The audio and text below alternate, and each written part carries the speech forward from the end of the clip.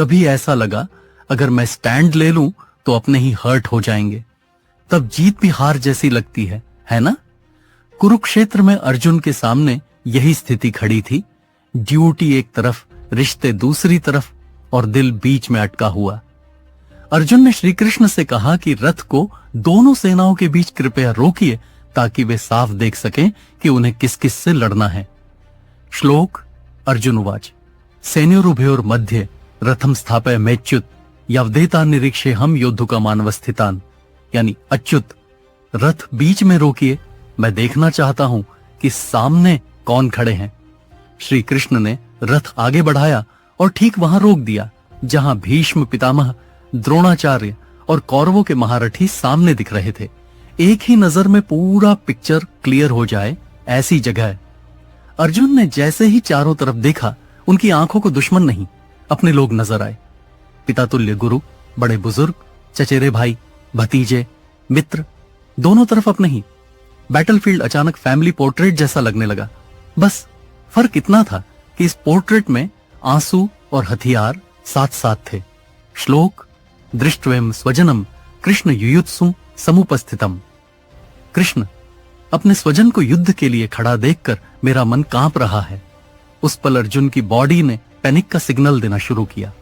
हथेलियां पसीज गईं, सांस भारी हो गई, माइंड में रैंडम थॉट्स दौड़ने लगे। उन्हें लगा जैसे स्ट्रेंथ किसी ने हाथों से खींच ली। गांडीव का वेट असहनीय हो गया, फोकस टूटने लगा और नजर धुंधली पड़ गई।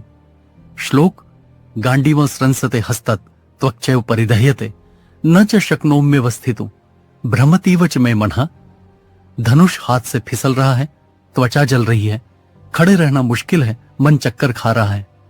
यानी वॉरियर बाहर खड़ा है पर अंदर से कोलैप्स हो रहा है। क्लासिक मेल्टडाउन, जब दिल, दिमाग और देह तीनों एक साथ जवाब दे दें।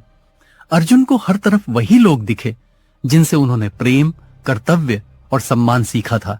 अब वही लोग ऑपोजिशन में खड़े थे और यही थॉट उनका हौसला तोड़ रहा था। उन्होंने सोचा, अगर लड़कर जीत भी गया तो सेलिब्रेट किसके साथ करूंगा? जब अपने ही नहीं रहेंगे तो क्राउन भी खाली लगेगा। दिमाग ने फ्यूचर की वर्स्ट इमेजेस बनानी शुरू की।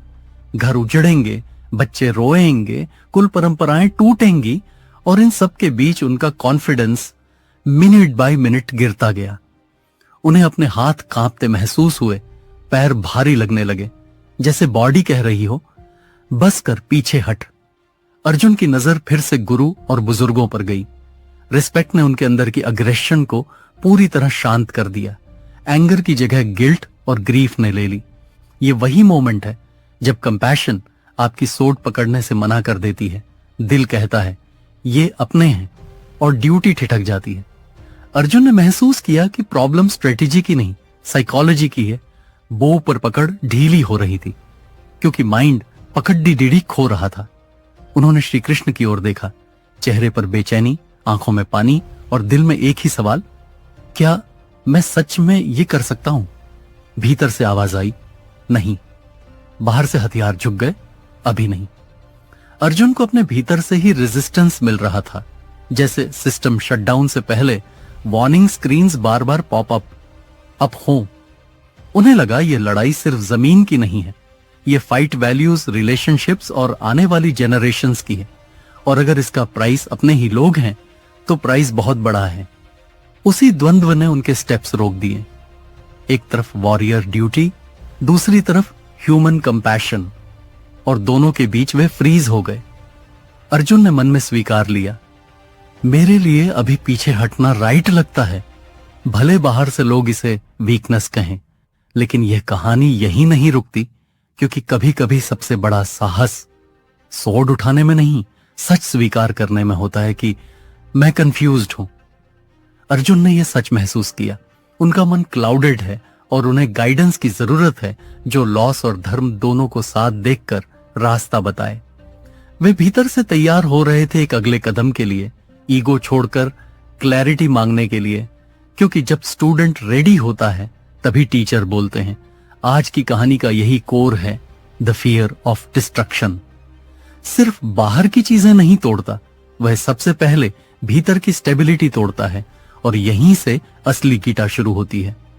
अब अर्जुन पूछेंगे नहीं, मानेंगे, और श्री कृष्ण बोलेंगे नहीं, सिखाएंगे। यहीं से अगला अध्याय खुलता है।